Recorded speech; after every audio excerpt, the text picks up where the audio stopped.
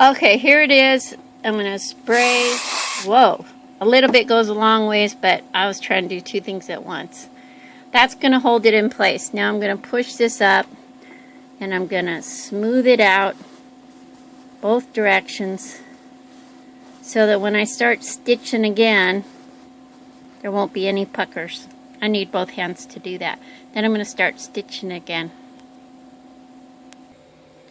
Okay, I'm back at the machine. Put the presser foot down.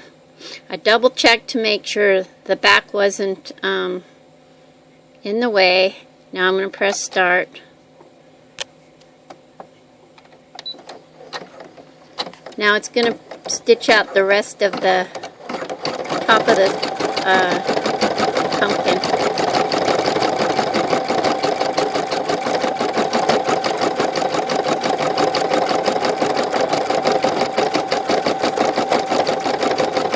Lines of the pumpkin first.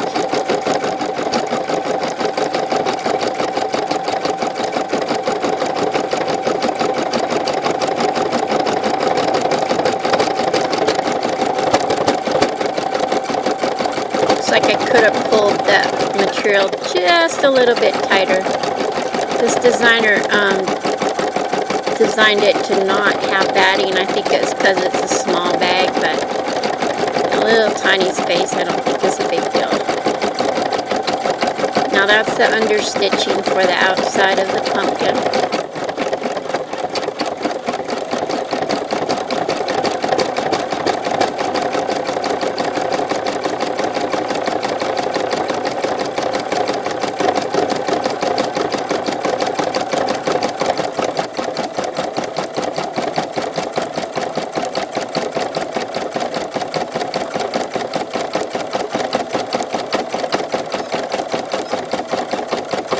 Pretty cool, huh?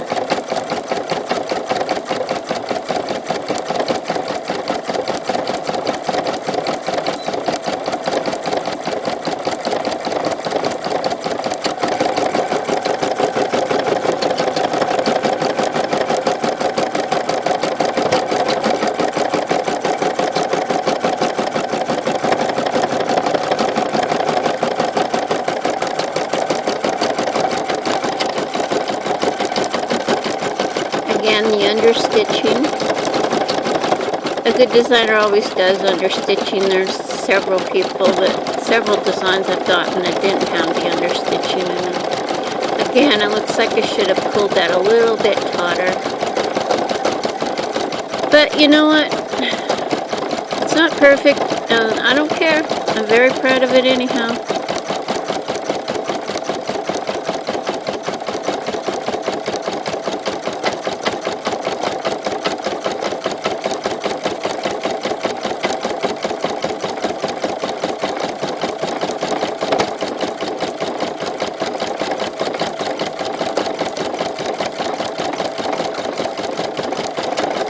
Basically making this tape to show my mom how my embroidery machine works, because she's never had the luxury of having a cool machine like this.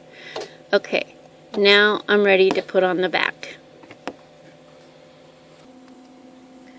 Okay, the first thing I did was open the zipper. If you don't open the zipper, you have a hard time turning it when it's done. Now I'm going to tape a little tab in there.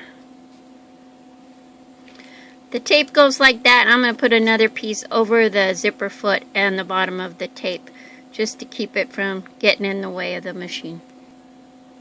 And that's where we're at now. Now I'm going to put the backing on and stitch it around, and then we'll do the lining. But before I do that, I have to turn it over.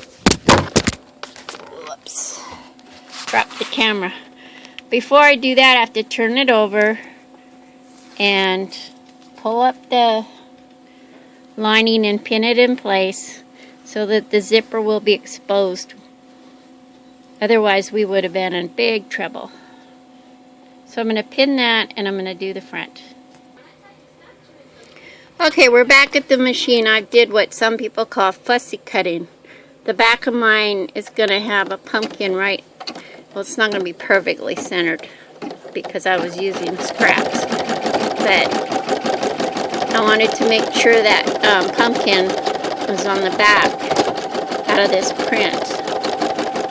So I cut it to make sure that it doesn't get stitched on. I'm not putting the batting on yet because I want to make sure I have it in the right place, and then I'll go back and restitch it with the batting.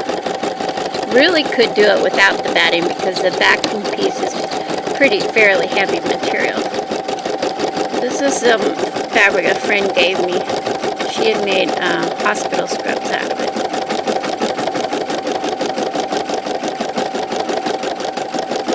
Notice it goes around twice. If you get a design and you're doing in the hoop and it doesn't go around twice, I suggest you repeat the stitching or take it when you get it off before you turn it and go over it with your regular sewing machine, because especially if you're making one of these little bags, they get a lot of wear and tear, and the stitching that you do with your sewing machine might be just a little bit tougher than from the embroidery machine. Okay, now we're going to do the lining. Okay, I decided to go without the batting because this is a Halloween bag. It's probably not going to get used year-round anyhow, so I have it on the front. I think that's enough for this. Notice the stitching's going right over the zipper. See, that machine had no problem going over the teeth of the zipper. I love this machine. Again, I'm using the Brother 770. You can get it at Amazon for about $599 when you can find a good price for it. It's a great entry-level machine. If you're thinking about buying a machine, seriously consider this one instead of a 4x4, because you will rapidly outgrow the size of the 4x4 hoop. And you will want a bigger hoop.